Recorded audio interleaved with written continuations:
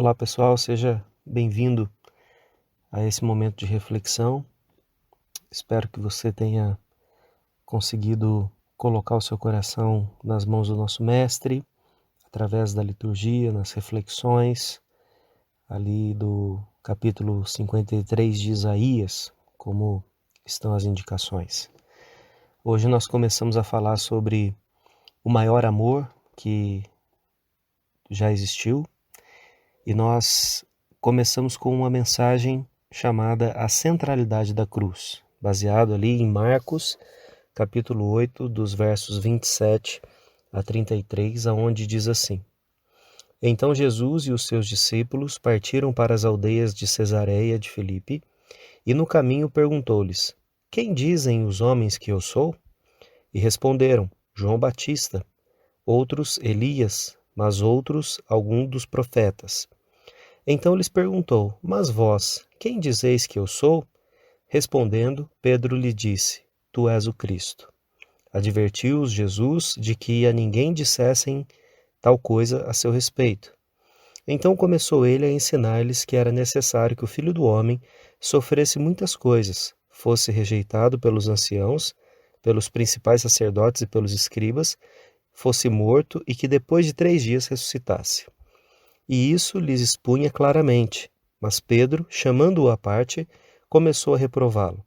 Jesus, porém, voltando-se e fitando os seus discípulos, repreendeu a Pedro e disse: Arreda, arreda, Satanás, porque não cogita das coisas de Deus, e sim da dos homens.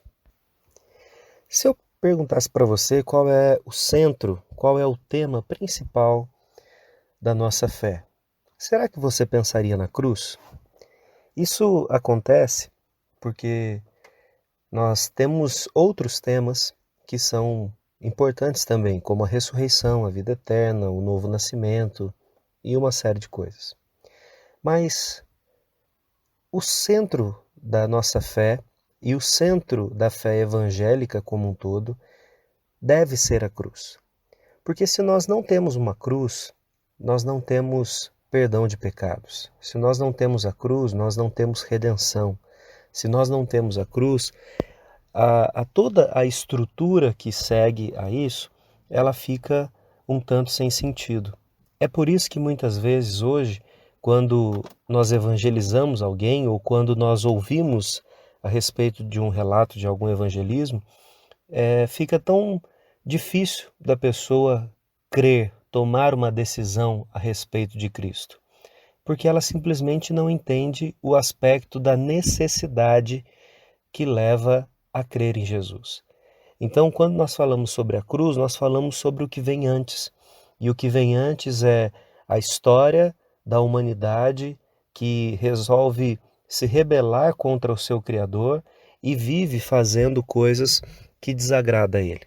A cruz é, então, um momento cruel, um momento de sofrimento, mas é um momento de se reconectar, né? Um momento onde a conexão é novamente estabelecida, né? E quando nós olhamos para a vida de Jesus, nós vamos ver um homem que viveu por uma missão. E eu digo isso porque se você se lembrar dos textos que falam de Jesus ainda sendo anunciado, todos eles falam que Jesus é o Salvador, mas diz também a respeito do tipo de vida que ele teria, né? Eu me lembro do texto de quando José e Maria levam, né, Jesus ao templo. As palavras que são ditas é que aquele menino seria o Salvador, né? Ele havia sido escolhido, mas também que um sofrimento, né, ali expresso na forma de uma palavra, de uma espada que iria traspassar, né, a ideia do sofrimento vir de uma forma muito violenta, né? Jesus também ali com 12 anos, mais ou menos, no capítulo 2 de Lucas, ele fica ocupado ali conversando com os líderes religiosos, e quando ele é questionado o porquê que ele faz isso, ele fala que ele estava falando das coisas e a expressão que ele usa é do meu pai. Ele não fala de Deus, ele fala do meu pai, ou seja, mesmo criança, ele já tinha essa compreensão de que ele tinha uma missão a cumprir e que essa missão seria especialmente o sofrimento que ele teria que passar. O Evangelho de Marcos, então, no texto que nós lemos, na verdade dos capítulos 1 ao final do capítulo 7, nós temos relatos de Jesus ensinando, curando, se retirando para a oração, mas sempre esses textos enfatizam a necessidade de que a identidade real de Jesus ficasse encoberta. Agora, no capítulo 8, Jesus faz uma coisa que é diferente dos outros rabinos, porque os rabinos eles sentavam e ensinavam e a opinião dos seus discípulos pouco importava. Mas Jesus chega nesse momento e ele pergunta para os seus discípulos quem eles pensam que ele é.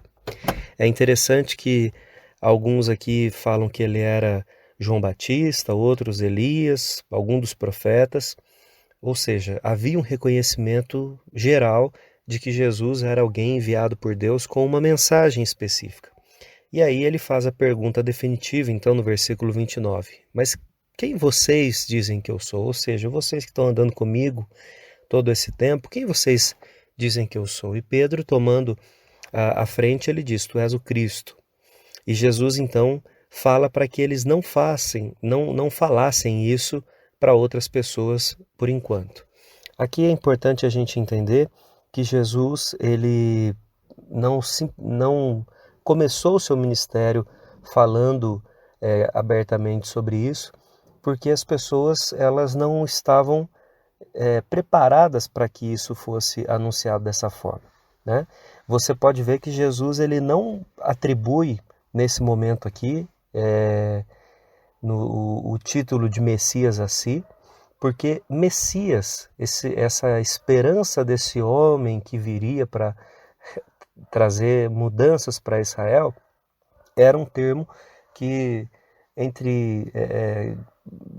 que de uma forma estava contaminado, né? Era um termo que trazia um conceito que não era o conceito original. Então, a ideia que se tinha do Messias era de um líder político, alguém que ia montar no cavalo, pegar uma espada, cortar as cabeças e principalmente trazer uma soberania para Israel acima dos outros povos e das outras nações. Então, quando Jesus ele se reserva de usar esse título, pelo menos abertamente, ele na verdade está preservando a ideia original do que é ser o Messias, né? Ele prefere usar em outros momentos, inclusive nesse texto, a figura do Filho do Homem, lá do profeta Daniel, que era essa figura, né, esperada de redenção e de transformação, não apenas física, né, nesse mundo, vamos dizer assim, nesse mundo material, mas também uma mensagem e uma ação no mundo espiritual. Continuando então o texto, versos 31 e 32, especialmente o 32, logo no início diz, e ele falou claramente a esse respeito. Aqui é uma palavra, um termo grego que pode ser traduzido como ele não escondeu nada, né? Ele falou sem constrangimento, ou seja, a partir daquele momento, pela primeira vez, Jesus começa então a falar abertamente para eles aquilo que ele já sabia, tá? Então, até então Jesus tinha sido um grande profeta, um grande professor, um rabi, ele tinha sido alguém que fazia curas maravilhosas, ele tocava nas pessoas e elas eram transformadas, mas a mensagem principal ou a função principal de Jesus agora é que começa a ser revelada. E essa maneira que a vida dele, esse rumo, na verdade, que a vida dele tomaria, até se você olhar geograficamente o que acontece no livro de Marcos, a partir de agora ele sai de Cesareia de Filipe e vai em direção a Jerusalém, que é onde ele vai sofrer a sua paixão e vai ser morto e também depois ressuscitar. Mas esse termo falou abertamente ou falou claramente é muito importante porque Jesus, nesse primeiro momento no Evangelho de Marcos, é a primeira vez que Jesus coloca esse assunto de uma forma muito objetiva para que os discípulos dele tivessem condições de se preparar para lidar com o que viria. Verso 33, Jesus precisa repreender Pedro pela atitude dele. Pedro havia acabado de dizer que Jesus era o Cristo, né? E ele diz isso movido claramente pelo Espírito de Deus. Mas agora ele repreende a Jesus dizendo que Jesus não precisava passar por esse sofrimento, por lutas, nada disso. E aí Jesus precisa repreendê-lo, e a forma como ele faz isso é: para trás de mim, Satanás, ou arreda-te de mim. A ideia é essa, né? Você, Satanás, aqui como um opositor, como um inimigo, mas não apenas isso, mas sendo possível também que houvesse uma espécie de tentação aqui, né? Na verdade, todas as ações que são contra o reino de Deus ou contra as coisas de Deus, elas são ações anticristo, né? Existe a figura do anticristo, aquela dita lá no Apocalipse, mas nós temos claramente muitos anticristos durante a história. Não é que Pedro tivesse, de certa forma, possesso aqui, mas ele tem uma atitude que faz isso, né? E a maior parte dos autores vai dizer que o que Jesus está dizendo é que esse arreda ou esse volte para trás era no sentido de dizer para Pedro que ele deveria voltar à posição humilde que ele tinha antes, né, como discípulo, como alguém que é ensinável, e não como alguém que deseja interferir nos planos de Deus, né? Jesus nasceu, cresceu, viveu, ensinou, curou, exatamente para chegar nesse momento da cruz. Então, Pedro ou nenhum outro poderia se opor a esse momento.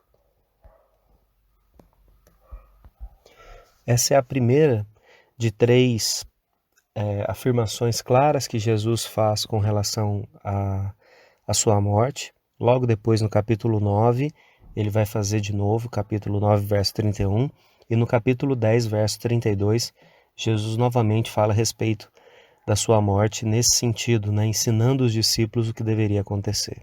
E ele fala também, pelo menos mais umas 8 vezes no Evangelho, a respeito da sua ausência, da sua morte, demonstrando que esse caminho seria seguido. É importante destacar que nessas 3 afirmações claras que Jesus faz aos seus discípulos, em nenhuma delas a ênfase que é dada ao momento é sobre a traição, ou sobre o abandono, ou mesmo sobre a glória posterior, né? Ainda que exista ali essa referência de depois de 3 dias ser ressuscitado.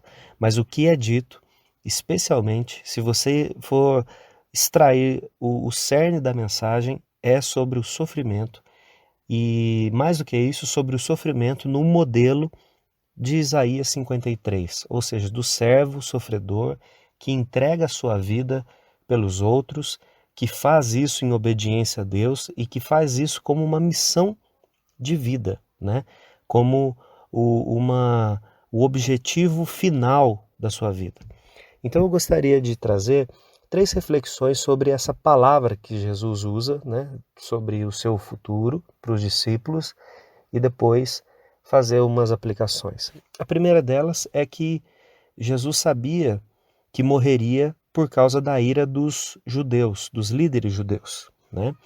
Se você observar, Jesus ele fala como se fosse uma Suprema Corte, né, dos judeus. Ele vai ser entregue na mão dos anciãos, dos principais da lei e dos escribas. Ou seja, aquela que seria a elite religiosa é exatamente as pessoas que vão ser responsáveis por promover, humanamente dizendo, a sua morte. Isso traz algumas reflexões, e a primeira delas é que o que Jesus está fazendo, o que Jesus ensina, a forma como ele lida com as pessoas com que ele se relaciona, traz um prejuízo na maneira desses anciãos verem para a estrutura religiosa, para a religião da época. Então, se Jesus continua fazendo aquilo, ele traz um prejuízo, ele traz um desconforto, ele modifica coisas que estão sedimentadas e que eles não querem mudar porque, de certa forma, é benéfico para eles, né? E sobre a forma como Jesus vai morrer, também é interessante lembrar que eles, depois do julgamento, né, que na verdade não é um julgamento, Jesus ele acaba se entregando, mas naquele momento ali diante de Pilatos, eles promovem, né, o tipo de morte, gritando para que Jesus fosse crucificado, né? É interessante porque os líderes religiosos, estudiosos da lei, certamente sabiam que as profecias diziam que seria morto, né? O Messias seria entregue no madeiro. Madeiro, para o judeu, poderia ser tanto uma forca como uma cruz. A ideia é que ele ficasse pendurado, exposto, né? Essa ideia dessa exposição é de uma ideia de humilhação, uma ideia de colocar a pessoa ao ridículo, né, de certa forma. E quem promove esse tipo de coisas são exatamente os líderes religiosos. Então Jesus ele sabia como seria a morte dele. A cruz ela está centrada na vida de Jesus no aspecto em que ele sabia os detalhes daquilo que viria a passar e mesmo assim ele enfrenta, né? Jesus, no momentos antes de ser preso lá no Getsêmani, ele ora a Deus para que Deus passasse esse momento dele. Eu vejo isso como uma questão natural da humanidade. A gente, quando vai passar por alguma coisa e imagina o que vai acontecer, a gente teme, né? Fica receoso. Jesus era um homem que também não finge, né, as suas emoções, e ele faz isso. A resposta de Deus é que não era possível, então ele segue adiante, sem nenhuma dificuldade. Então Jesus sabia exatamente como passaria por isso. Uma coisa que é possível destacar aqui são as palavras do apóstolo Paulo lá em 1 Coríntios, capítulo 1, 18, quando ele diz: certamente a palavra da cruz é loucura para os que se perdem, mas para nós que somos salvos, poder de Deus. E dentro dessa questão aqui dos líderes, da condenação deles, cabe muito bem essa ideia, porque realmente para aqueles que não acreditam em Jesus ou para aqueles que se opõem a ele, a cruz é uma loucura, né? Por que não morrer de qualquer outra forma menos cruel? Mas não, né? Era necessário que fosse assim. Inclusive aqui como uma nota explicativa, até mesmo os pensadores romanos, os filósofos romanos, eles criticavam a crueldade da cruz, da morte na cruz, né? Existem relatos históricos que havia pessoas que passavam mais de horas, chegando até dia, né? Um dia ou até mais de um dia pregado na cruz, esperando morrer. E o que fazia, né, o que causava a morte ali era a posição da pessoa em que o pulmão ia sendo comprimido, e isso gerava um transtorno todo, né, uma morte dolorida, longa e difícil, né? Por isso que eles ficam surpresos quando Jesus morre rapidamente, né? Mas mesmo assim, não era comum que os condenados à cruz passassem pelo que Jesus passou antes, né? Com relação às chibatadas e uma série de coisas que Jesus enfrentou também. Uma segunda reflexão que nós podemos fazer é que Jesus, ele sabia que ia morrer, porque era isso que estava escrito nas Escrituras a respeito do Messias. Jesus, quando ele fala lá em Marcos capítulo 14, 21, ele está falando a respeito do traidor, mas ele diz: pois o Filho do Homem vai como está escrito a seu respeito. Ou seja, ele tinha uma noção clara de como isso ia acontecer, porque era a promessa, era a indicação do Antigo Testamento de como as coisas seriam, né? E isso deixa para a gente uma característica de Jesus muito mais assertiva, eu diria, porque ele não se perde dentro daquilo que o sofrimento vai trazer, porque ele sabe, ele entende, ele conhece e ele reconhece que nessa ação o Pai, né, Deus, vai ser glorificado. E uma terceira reflexão a respeito do que Jesus está dizendo aqui no texto que nós lemos, Marcos 8, é que ele sabia que ia morrer e o fez de uma forma deliberada, de uma forma pela sua própria vontade. Ninguém forçou Jesus a fazer, ele fez porque ele sabia que era necessário. Lá em Marcos 14:42, logo, né, naquele texto que eu fiz referência agora há pouco sobre o Getsemane, Jesus encontra os seus discípulos dormindo e ele acorda esses discípulos e diz: levantai-vos, vamos, eis que o traidor se aproxima. Jesus sabia que ele ia ser traído, ele poderia ter pego um outro caminho, ele poderia ter fugido, ele poderia ter se escondido, mas Jesus não faz isso. Ele vai lá e se apresenta para Judas, ele vai lá e tem uma palavra, né, definitiva no seu julgamento, para que no fim ele acabasse sendo condenado. Então Jesus ele não é a vítima em nenhum momento desse processo. Jesus, de certa forma, ele vai conduzindo as coisas para que elas aconteçam assim. E isso tudo ele faz porque era necessário que fosse feito. Para nossa reflexão e aplicação, irmãos, eu queria dizer que a cruz de Cristo é o centro da nossa vida porque nela está estampado o maior ato de amor da humanidade. O texto que nós temos usado aí no nosso celular, digo, naquela imagem, né, que foi mandada para a gente usar no celular, diz assim: ninguém tem amor maior do que este, de alguém dar a própria vida pelos seus amigos. João 15:13. Então isso fica bem claro no ato de Jesus ter subido à cruz.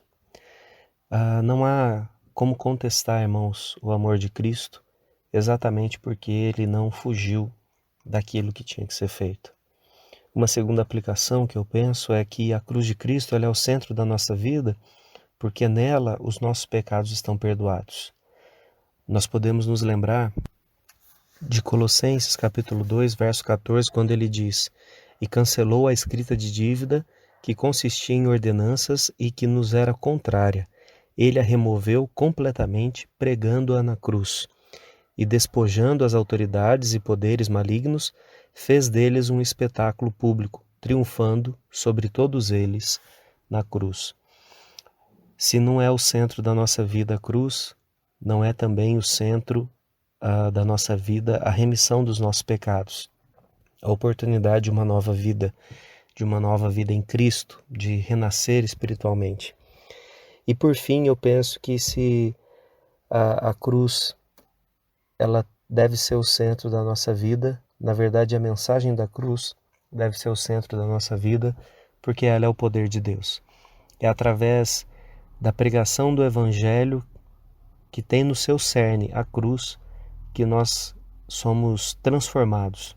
Ninguém muda porque quer, ninguém se converte porque a mensagem do pastor é poderosa, porque ficou emocionado. Nós nos convertemos, nós somos transformados por Deus por causa do poder dele. E esse poder se manifesta quando nós somos confrontados com os nossos pecados que são pregados na cruz, com uma pessoa que foi inocente ocupando o nosso lugar de forma substitutiva, é que aí sim nós conseguimos entender e esse confronto que num primeiro momento nos traz dor e uma consternação da nossa vida, logo depois nos traz a paz.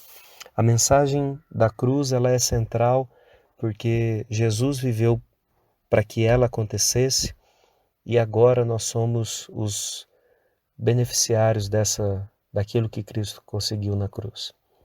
Então que você possa nessa semana, uma semana ainda que a gente não comemore de certa forma as questões litúrgicas, mas é uma semana que nos antecede, né, a data da Páscoa. Eu não quero aqui entrar na discussão se é essa data mesmo, mas o símbolo, né, está presente. Certamente muita gente vai comer chocolate sem pensar nessas coisas, mas nós temos a oportunidade de preparar o nosso coração para que no próximo domingo a gente viva a Páscoa em família. Ainda provavelmente não vai ser possível viver esse momento de Páscoa como igreja juntos, mas é possível, né, como família, a gente se preparar para a Páscoa, viver esse momento juntos, um momento em que nós somos lembrados que o castigo que foi posto sobre Jesus nos trouxe a paz. Que Deus abençoe você e que você tenha um momento agora de oração para apresentar a sua vida diante de Deus. Um abraço.